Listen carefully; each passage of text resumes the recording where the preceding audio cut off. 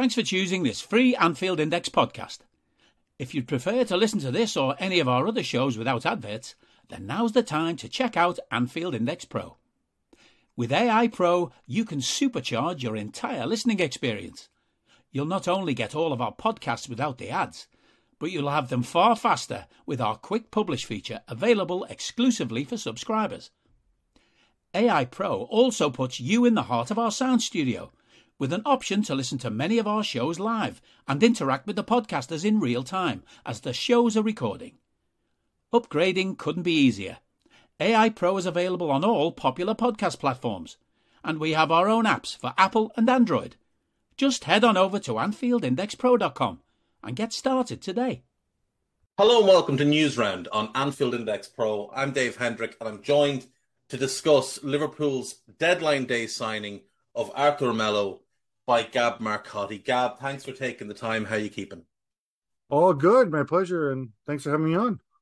Now, I don't know if you remember this. You almost certainly won't. The last time we were on a podcast together was to discuss Liverpool signing Mario Balotelli. And I think I speak for every Liverpool fan by saying I really hope this transfer works out better than that transfer did. Well, look, the good news is this is a lot cheaper and a lot lower expectations.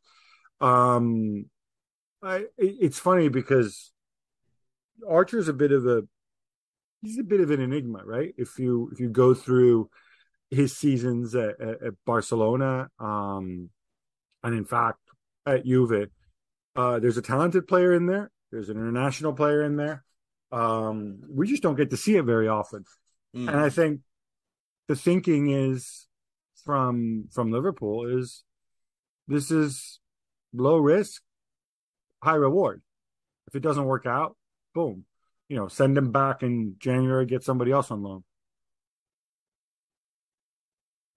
Yeah, and if it does work out, all of a sudden you potentially have the backup to Thiago that you've been crying out for, someone that can replace Naby Keita when he moves on next summer at a fairly low price, a deal that won't take any negotiating because that side of things is already done. It's just something they can trigger. So it does seem like a win-win situation. Like worst case, it doesn't really work. They send him back, no harm, no foul. You mentioned he hasn't really been able to show what he can do at Juventus. And I think the same was true at Barcelona. He's 4 years now in Europe, having come across from Grêmio, where he had that great season. He was newcomer of the year in the Brazilian Serie A. He was picked in the team of the season. He finished third in the South American Player of the Year awards. But he played quite an expansive role in that Grêmio team, whereas at Barcelona, he was managed by Valverde, who very much limits what he wants his central midfielders to do, puts a lot of tactical restraints on them. He's come to Italy. He hasn't exactly walked into the great Juve team that had won so many league titles in a row. He walked into Andrea Pirlo trying to learn how to be a manager on the fly with an aging team that was very much reliant on an aging striker in Cristiano, aging central defenders in Bonucci and Chiellini. And even though they're still great players, that Juve team felt like it was coming to the end of an era.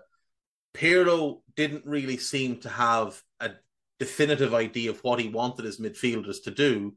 He leaves and Allegri comes in, and Allegri, like Valverde, does put a lot of restraints on what he wants his midfielders to do or what he lets them do. So do you think maybe it's just a thing where he's almost been bottled up a little bit too much and asked to do too specific a role and not play to his strengths?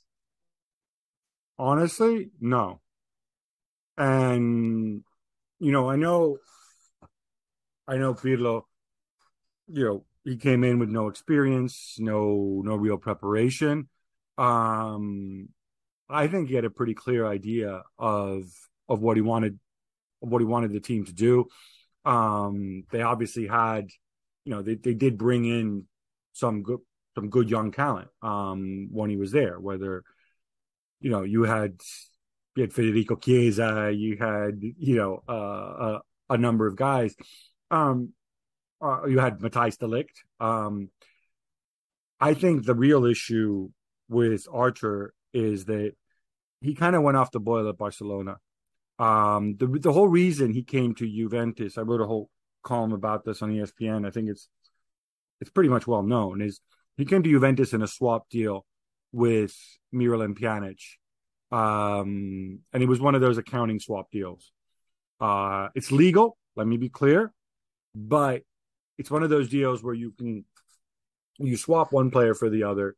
You can put almost whatever valuation you want on them, and through the magic of amortization, you've made a profit. Everybody knew that when Arthur came in, and I think it kind of put a bit of a negative vibe on it. He's also had niggling injuries, certainly in his 2 years at Juve. But when he has played, he's been pretty inconsistent. You can see that there's a player in there, right? He's comfortable on the ball. I think he's got the right level of aggression. I mean, again, by the standards of La Liga and Serie A, he's not, you didn't just sign, Jimmy Case or anything, right? But, he's, the thing is, neither Pirlo nor Allegri ultimately particularly liked him or trusted him. And I think there's a reason for that. And the reason is he wasn't able to play very well when he was at Juve. I think the difference and the reason it might make sense for Liverpool is that I think he realizes the clock is ticking. He's going to be highly motivated. He'll be on a team with obviously others who are of Brazilian extraction, if not downright Brazilian. And I think he's going to realize that he either has to produce or he won't play. And I don't, you mentioned there's a backup to Thiago Alcantara. That's how some people have seen him, as kind of like a deep lying playmaker. He's a good passer. He's good on the ball. But I don't really think he is that type of playmaker. And he's certainly not in Thiago's class, in my opinion. No, I don't think so either. Yeah, I think he's probably closer to what people thought Naby Keita might be. The question is, he's maybe a little bit better at breaking from midfield. Well, which I guess was part of what Naby Keita was supposed to do more regularly. I think he's there. I think he's a body. I think he's there to add depth. Now, this is a guy who's got 20 odd caps for Brazil. If he recaptures his mojo, then it's a different story. Then he's somebody who I think can be a real contributor. But you know better than me, with all the injuries Liverpool have had in the middle of the park, my own personal view that Gini Wijnaldum left and was never replaced. Agreed. And obviously Henderson, not getting any younger, not being injured as well. I think it's important to have another guy who can come in there, add to the numbers, and then if on top of that he's good, well, then that's a bonus. Yeah, I mean, the thing with Liverpool's midfield is it's got the two aging, well, Milner is aged and Henderson is aging, and they're both clearly in a sharp decline. Henderson last season to begin this season just has not looked the right player at all. There's those two. Then you've got your sort of Thiago, Fabinho, Alex Oxlade-Chamberlain, who doesn't offer a whole lot at the moment because he's been injured and whatever else, who are in that sort of 28, 29 to 31 sort of mark. Naby Keita's the next in line. If he could stay fit, he's shown he can be a good player, but he just doesn't stay fit. And then there's nobody else. Then there's Curtis Jones and Harvey Elliott, who are very, very young players. There's nobody in that sort of 22 to 27 age bracket at all.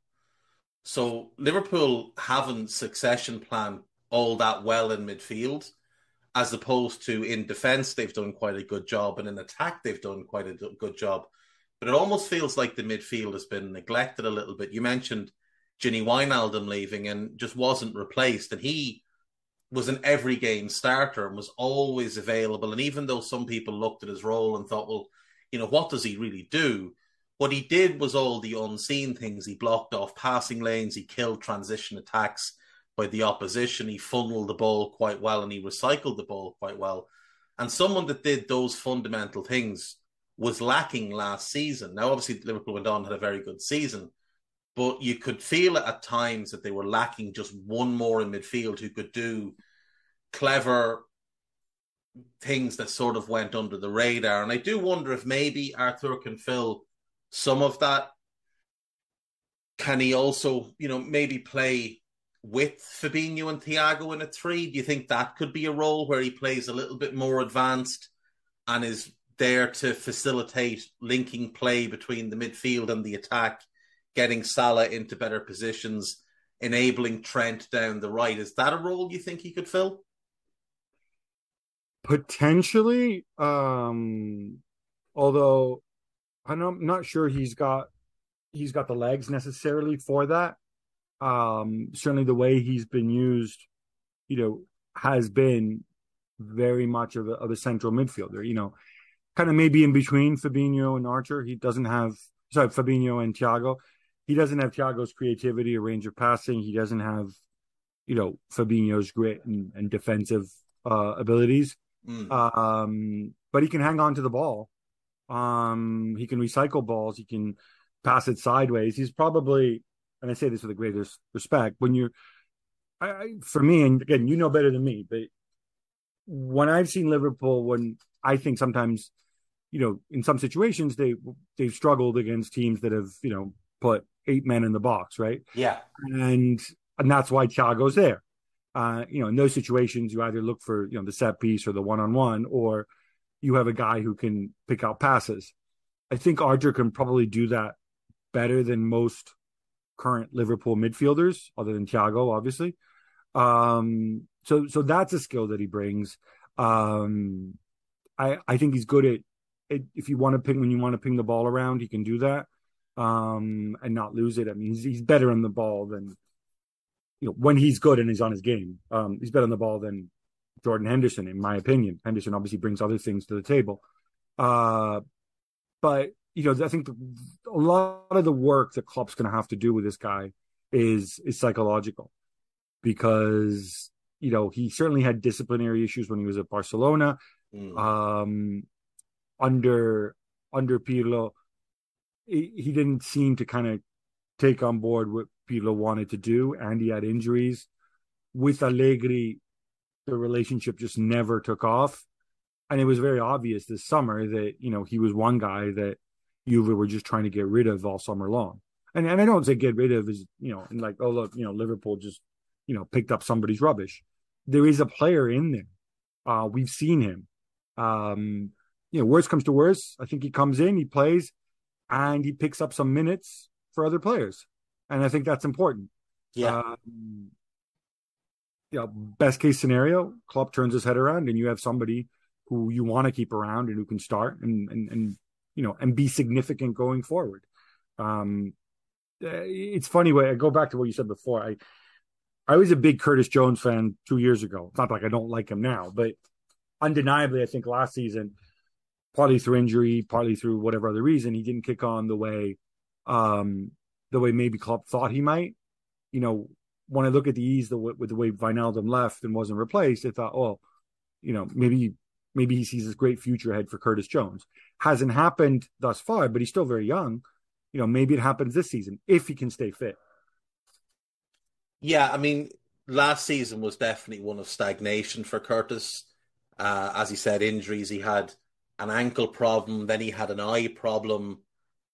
And it's very much the case with Klopp where, early in the season, he will try and make as much use of his squad as possible. But like with most top managers, as the season narrows down and you get to the business end of things, he tends to shrink the pool of players. I mean, we saw Harvey Elliott this season at the beginning of last season before the injury, basically a first choice player, but came back in February and by April, May was sitting in the stands, rotating with Curtis to be either the last sub on the bench or in the stands.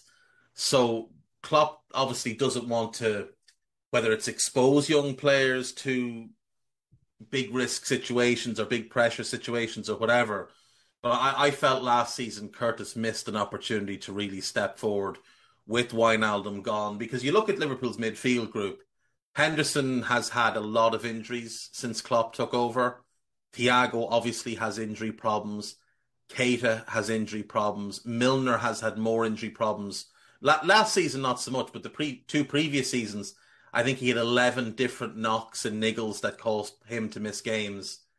You don't want to put too much pressure on Harvey Elliott. And I thought there's going to be a big opening here for Curtis to step in and really show whether or not he's going to be of the caliber. You know, this was an opportunity for him to stake a claim or show that maybe he'd need to go elsewhere and develop by playing regularly.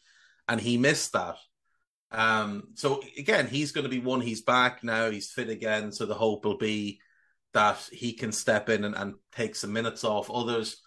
And like you said with Arthur, the worst case scenario is, you know, at minimum, he will just fill minutes, because Thiago's not going to stop getting hurt. Naby Keita is not going to stop getting hurt. Henderson and Milner won't get less injury prone as they get older. Fabinho will always miss a run of games at some point in the season. He's never played, I don't think, more than 31 league games for us.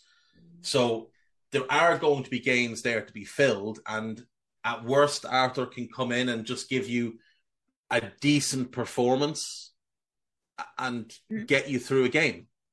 I was going to ask, just out of my own curiosity, I don't believe he's done it since coming to Liverpool. But I'm just wondering, now that, you know, Konate is more settled and, you know, Joe Gomez is fit, might we see Matip in midfield, perhaps filling in for Fabinho in some situations? Because obviously he played there at Schalke at times earlier in his career. But I don't think he's ever done that for Liverpool. No, he hasn't. He hasn't played a game for Liverpool in midfield. And there's been a few people that have suggested maybe that could be an option for us this year. If it came to, you know, Henderson was still injured and Fabinho needed a break or got hurt himself. I don't know if Klopp would do it. Like, he's played Thiago in that role in his first season at the club, and it didn't really work. He's played Milner there, and it's worked to an extent, but, you know, against kind of the lesser teams in the division. Whether he'd use Joel there, I don't know.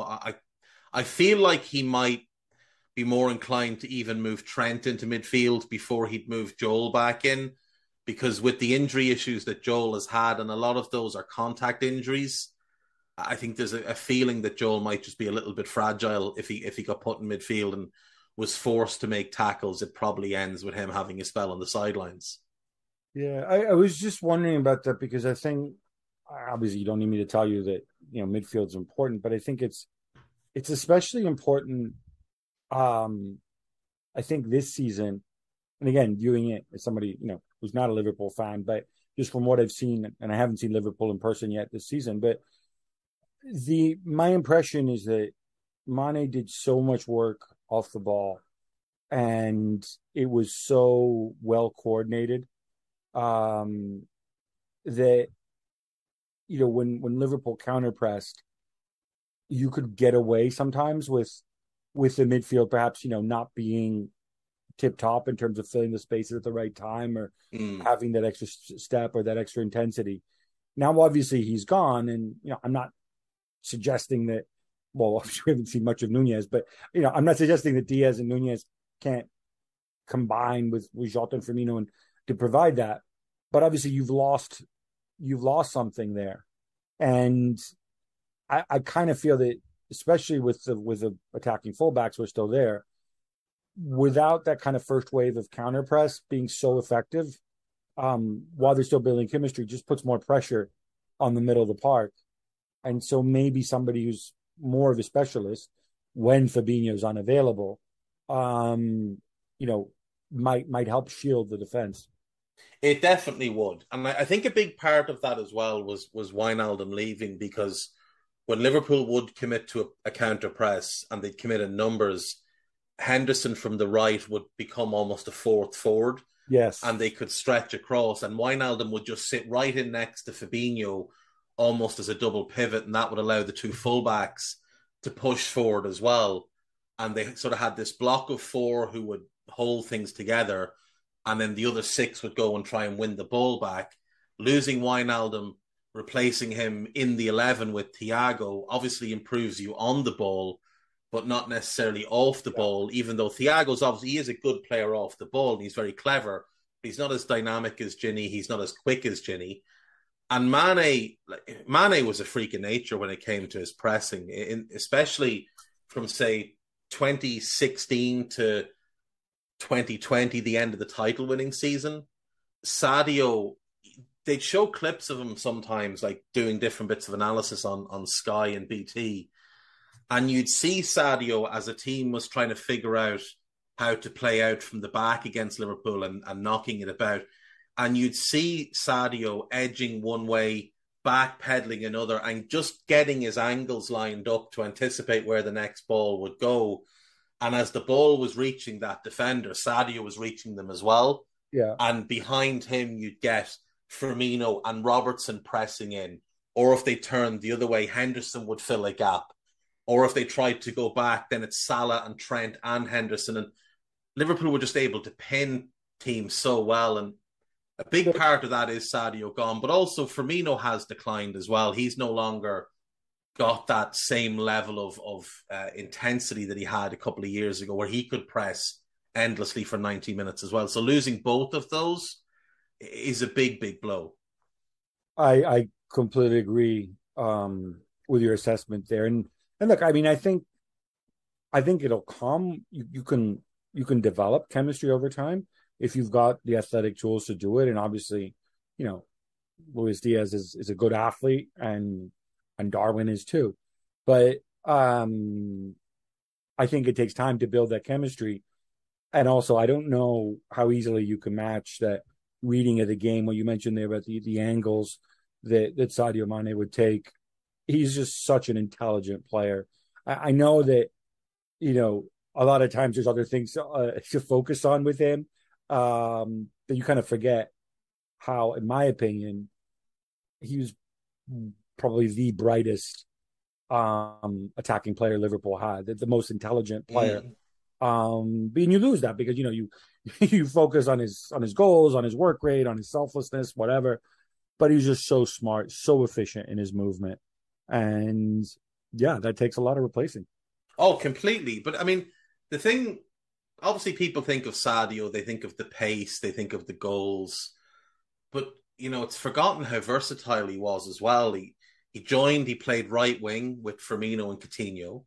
Then he went and played left wing, and obviously I think he was the best player in the league the year Liverpool won the title. And then last season, he transitioned into playing centre forward and playing it in the way Liverpool wanted it played.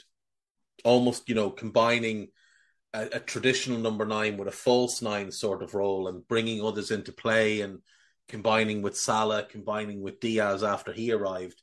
And he adapted to these things so quickly. It was just seamless. And again, as you said, I don't think you can do that without having a high level of game intelligence, without understanding tactical instruction, spatial awareness, positions. And he just did all those things very, very easily. And then the pressing side of things, he was a machine. And if Diaz shows certainly the desire to press, but Sadio's game intelligence was on another level. Now, maybe it can be coached into Diaz over time, whereas with Sadio, it was almost, I suppose Sadio's advantage was he'd been in the Red Bull system and he'd been at Southampton. He had played pressing football before, whereas Diaz less so under, say, Conceição at Porto, playing more as a traditional winger, not pressing centre-backs and full-backs as much. But certainly it is something that they're missing at the moment, is that pressing from the front, and then the second line is just so slow to follow up as well. It is having that knock-on effect. And as a result of that, you know, when the forwards press is a little bit off and the midfield isn't sharp enough, teams are able to play through them a lot quicker, which I think is why we've seen so many occasions this season of Liverpool getting caught on the counter-attack.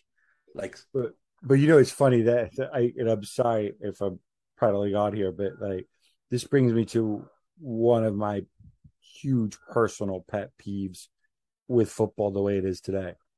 So we hire these fancy coaches like Jurgen Klopp or Pep or whoever you care to name. And we say, oh, you guys are tactically so smart. You're such good teachers.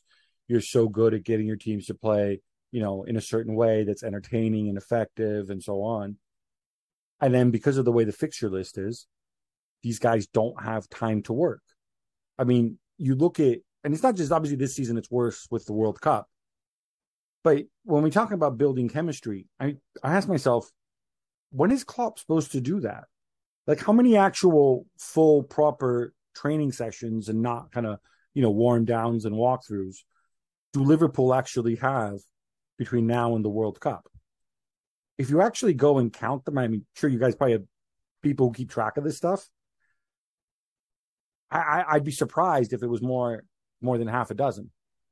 And then you throw in the number of players who are missing in certain times, and then you say, yeah, do it during preseason. Okay, fine, you do it during preseason, and then you sign Archer on the last day of the window, and during preseason you're traveling, and it's weird. It's one of, I think, the dysfunctions of the modern game, that they have to play so many games to get the revenue in, but equally they don't have time to actually, leaving aside recovery, which is obviously important in avoiding injury, but they don't have time to go and learn how to do the game well, which to me makes the job Klopp and Pep and other top managers do even more amazing, because they just don't have time to work. See, that's it. And I think, we hear more and more from the likes of Pep and Klopp and Conte that they want to get players in the summer early so they have that time to work, and they don't want to be adding players late on. They want to have a full group. And then you're still going to have injuries in preseason. You're going to have players that leave. You're going to have different things that crop up. And then, with, like you said, the way this season is structured because of the World Cup, it's game. Then an international break where half your players disappear off around the world. Then they come back and it's game. And then it's off to the World Cup. And again, half your players are gone. And I know some clubs are looking at the World Cup, the break, and thinking, well, that's going to be a great opportunity for us to get some real coaching time in. But for the top clubs, most of their squads are going to be gone. They're going to be away at the World Cup with their nations. So you can do all the tactical work with what's left. But the bottom line is, when those top players come back, they're going straight back into the team, and they haven't worked on what you've been working on. So It is like, there is clearly at this point some sort of reckoning that's going to happen, or it feels like it will happen, in terms of how many games there is, and whether that's that the top clubs who are in Europe just bypass the League Cup completely and do that, and then more and more teams play a reserve team in the FA Cup. But there are so many games. It's getting to the point, especially this year with the World Cup, that we're going to see more and more of these soft tissue injuries, and there's already a lot of them going around this year. I mean, there's a good report. I was at this meeting of what FIFPro had on the eve of the Champions League final, and they released, they do these reports every year on injuries and playing games in the red zone and blah, blah, blah. And, they said, okay, there's a player health issue there, but obviously, people don't have a lot of sympathy because they say players all make a lot of money, fine. But then they made the point, but the quality of the games is going to suffer too, because, players are going to be half fit. They don't have time to train together. They don't have time to go and do this stuff. And, the scary thing is, and maybe I'm just kind of cynical here, I don't know how much fans care about the quality of the games. I've heard, we've seen games last season in the Premier League, including games among top teams. I'm thinking especially like over Christmas and January, the games are generally dire, but there's mistakes and like it finishes 3-2 or whatever, and so it's exciting and so on, and crash bang wallop and stuff like that. And I don't want to say, look, I'm like sort of some pretentious purist that I need to see football played without mistakes. No, I get that, but I generally don't think a lot of people necessarily care that their team's not playing well from like a tactical aesthetic perspective. As long as they win, as long as it's exciting, and so yeah. So I think the only thing that's going to lead to a fixture reduction is the players standing up and saying, no, no, no, we're gonna have clear limits on the number of games we play. We're gonna have clear limits on rest days, on the number of days that you can spend in the red zone and stuff like that. Until the players as a union have a strength to stand up for themselves, I don't think anything's going to change. No, probably not. And unfortunately, unlike, say, US sports, where, especially, say, in the NFL, they've made good moves in terms of limiting the number of practice days in the off season, things like that. They have the collective bargaining agreements in American sports where when they sit down to negotiate the money breakdown, the players are at the table with their reps or whatever, and they're able to make their own demands with the owners, and they'll come to a common ground. But that's one league. Like, the NFL is one league. In football, are you going to get all the players from Serie A and all the players from the Premier League to come together on a common ground of what they want? Can FIFPro do it across the board? It seems like a big ask to go and try and fight these battles with every single football union. No, I agree. And the bigger issue is not so much, I think you could probably do something across the top flights, but the issue is if you're the PFA, right, you're balancing the needs of Liverpool and Manchester United players with the needs of, the guys in the conference or the National League or whatever the hell it's called now, who are also professional. And, the people in women's football who are also professional. And weirdly, at the bottom of the pyramid, and in fact, in women's football too, they want to play more games because they want to make more money, which is totally understandable because those people, are making £300 a week or £500 a week or whatever it is, right? So it's almost like you can't have a one size fits all situation. I don't know. I think at least as far as rest times and red zones, I think they can make demands of the sport. And, we limit air traffic controllers, truck drivers, right? Yeah. They're limited. And I think it's time to find an intelligent scientific consensus that limits players. And if the rules are the same for everybody, then the rules need to be the same for everybody. You take that into account. And I think at least at the top, at the highest level, where money's not really an issue for these people, and which is also where they play the most games, I think you can reach an agreement. Right? The question is the will there?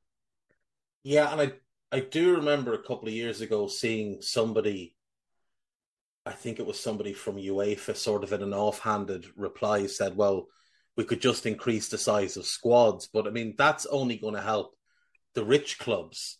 So that'll help Liverpool or Manchester City or United, but it's not going to help a Brentford or a Bournemouth who can't afford to carry a big squad. And even at those top clubs, Pep and Klopp and Conte, etc., have all spoken about how they prefer to work with small clubs or smaller squads. So you're just going to end up with players kicking their heels unless there are actual limitations put in that this player can't play more than this many minutes in this period of days. And that's just what it is. Yeah. So, I mean, that is one of the big things that does need to be addressed, I think, over the next 2 years. Look, I invite you and anybody. I mean, I wrote a column about it at the time, but you can go on the FIFPro website.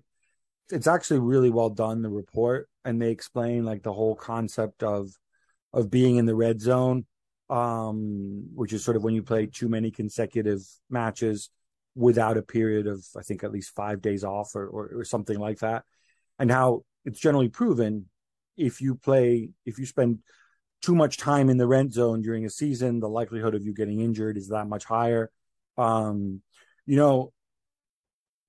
Obviously last season, Harry Maguire was rubbish, but the year before that, he actually spent 100% of the season in the red zone. And I wonder, whether to some degree that might have had to do with the sort of bad season he had last year. He's simply overworked.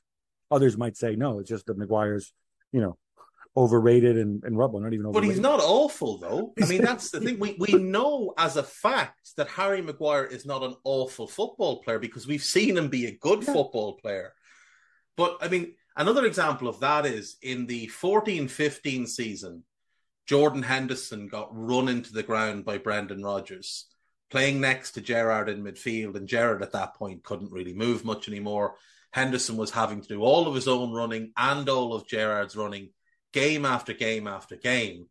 And in the following season, when Klopp takes over, he gets a foot injury that is basically down to the amount of work he'd put in the previous year. And he'd never really had injury problems up until then, but he had 2 serious injuries that year, a serious injury the following season. He missed a chunk of the following season after that. He managed to stay largely healthy in 18-19, had a season-ending injury in 19-20, a season-ending injury in 2021, and last season they managed to manage his minutes because they brought in that company from San Francisco who were able to help them sort of manage loads a lot better. But now this season, because he's had to play a bit more than expected already, he's injured again, and you could almost date that back to that one season where Rodgers just put so many miles on him and so much hard running that it just has the knock-on effect. And Harry Maguire, I think you're right. I think he got overplayed to an extreme extent.